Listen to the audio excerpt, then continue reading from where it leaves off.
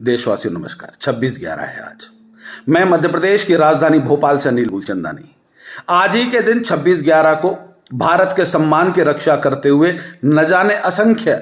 भारतीयों ने और उस देश के सैनिकों ने अपने प्राणों की आहुति देकर इस देश के सम्मान की गरिमा को बचाने का प्रयास किया।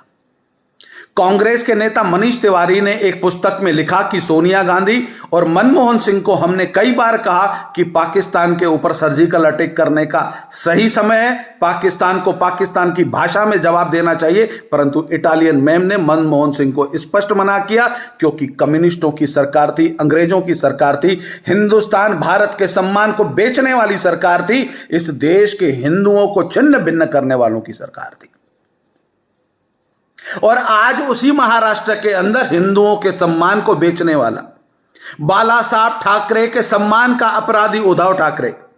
जिन्होंने हिंदू हृदय सम्राट की छवि बनाकर आज हिंदू हृदय सम्राट जिस भी कुल में जिस भी लोक में होंगे उनकी आत्मा उनको धिक्कार रही होगी कि कैसे बेटे को मैंने जन्म दिया जिसने मेरे सम्मान को छिन्न भिन्न कर दिया। महाराष्ट्र के मराठियों, शिव सैनिकों, अब इस देश का हिंदुत्व तुम्हारे हाथ में है। अगर तुम बाला साहब ठाकरे के प्रति सम्मान रखते हो तो हिंदुओं के अपराधी इन दोनों जयचंद, उद्धव ठाकरे और संजय राउत, ये दोनों ही कालनेमी इस देश के अपराधी हैं, हिंदुत्व के अपराधी हैं, सनातन धर्म के अपराधी हैं। इन अपराधियों की जड़ों को खत्म करने का अगर आपने काम किया तो याद रखिएगा 26/11 के दिन जितने भी इस देश के सैनिक, इस देश के नौजवान शहीद हुए थे उनको वास्तविक श्रद्धांजलि होगी और आपको इस चीज का गर्व होगा कि जिन्होंने हिंदुत्व को बेचा, हिंदुत्व का अपमान किया,